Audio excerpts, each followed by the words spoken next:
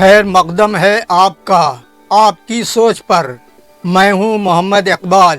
ہم ان کو کیا کہیں جن کی زبان میں ذوق تھا، جو لفظ چنتے تھے ان میں بھی ایک شوق تھا، جو قصیدہ گوئی کو بھی عطا کریں وقار، جو قصیدہ گوئی کو بھی عطا کریں وقار، کہ ہر سخن میں ان کے ہو ایک جمال یار۔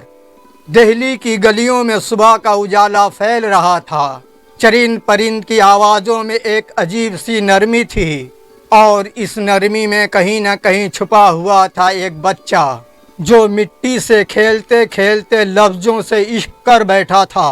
یہ بچہ کوئی عام بچہ نہ تھا، اس کا نام ابراہیم تھا، اور بعد میں دنیا نے اسے جانا شیخ ابراہیم ذوق کے نام سے۔ شیخ ابراہیم ذوق کی پیدائش 1790 عیسوی میں دہلی کے ایک نہایت غریب گھرانے میں ہوئی۔ والد کا نام شیخ محمد رمضان تھا، پیشے سے نان بائی تھے۔ غربت ایسی کہ اکثر 2 وقت کی روٹی بھی مشکل سے میسر آتی، مگر اس غربت میں بھی ایک دولت موجود تھی، علم کا شوق۔ مدرسے کے استاد مولوی عبدالرشید نے ایک دن جب ذوق کے لکھے ہوئے چند اشعار سنے تو حیرت زدہ رہ گئے۔ ذوق کا طرز بیان کچھ اور ہے، ہر سخن میں اس کی جان کچھ اور ہے۔ انہوں نے ذوق کی تعلیم کی ذمہ داری لے لی۔ ذوق نے صرف عربی و فارسی نہیں سیکھی، بلکہ شعری جمالیات کو دل میں بسا لیا۔ بچپن میں ہی انہوں نے شاعری شروع کر دی۔ استاد شاہ نصیر سے باقاعدہ تلنج حاصل کیا۔ شاہ نصیر کا دبنگ طرز اور ذوق کی نرم دلی جب یکجا ہوئی تو دہلی میں ایک نئے لہجے نے جنم لیا۔ وقت گزرا اور پھر وہ دن آیا جب ذوق نے اپنا تخلص ذوق رکھ لیا۔ دل کو بہلا کے گزارا نہ گیا کچھ دن بھی، شوق نے دی ہے سجا اور ذوق نے دی خوشبو۔ 1806 عیسوی میں تخت دہلی پر بہادر شاہ ظفر کا سورج طلوع ہوا۔ بادشاہ خود بھی شاعر تھا، مگر کسی ایسے استاد کی تلاش میں تھا جو لفظوں کا جوگی ہو۔ ذوق کی شہرت نے محل کے در و دیوار ہلا دیے۔ ایک دن اچانک بلاوا آیا، ذوق کے پاؤں کانپے مگر دل مطمئن تھا۔ جب انہوں نے بادشاہ کے سامنے پہلا قصیدہ پڑھا تو محل تالیوں سے گونج اٹھا۔ بادشاہ نے انعاماً انہیں ملک الشعراء کا خطاب دیا۔ یہ وہ وقت تھا جب دہلی کے ہر گلی میں ایک ہی نام گونجتا تھا، ذوق۔ ذوق محض قصیدہ گو شاعر نہ تھے، ان کی شاعری میں اخلاقی پیغام، اس کے حقیقی نعت رسول صلی اللہ علیہ وسلم اور انسانی نفسیات کی گہرائیاں تھیں۔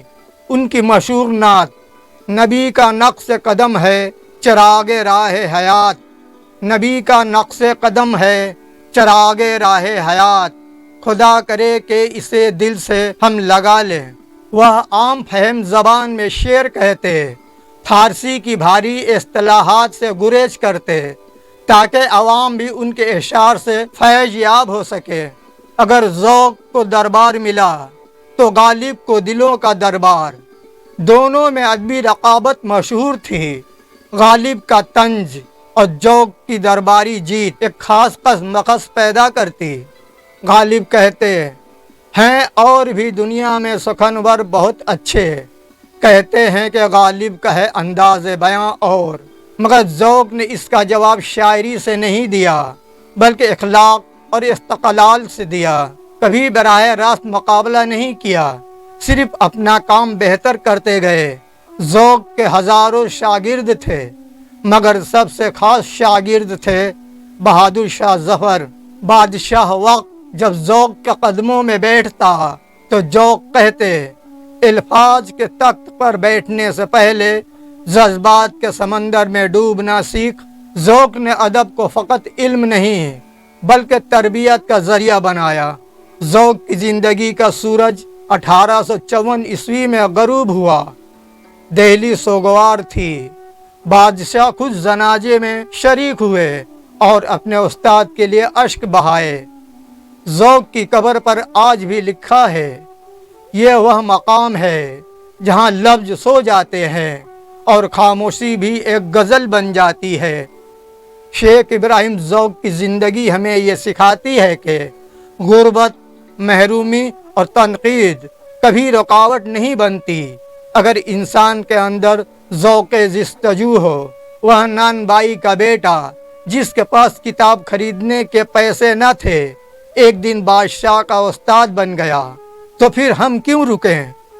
دوستو، امید کرتا ہوں ذوق سے متعلق یہ داستان پسند آیا ہوگا۔ ایسے ہی ادبی و معلوماتی ویڈیوز کے لیے چینل کو سبسکرائب لازمی کریں، ویڈیو کو لائک و شیئر کریں۔ ملتے ہیں کسی اور شاعر یا شاعرہ کے داستان کے ساتھ۔ آداب۔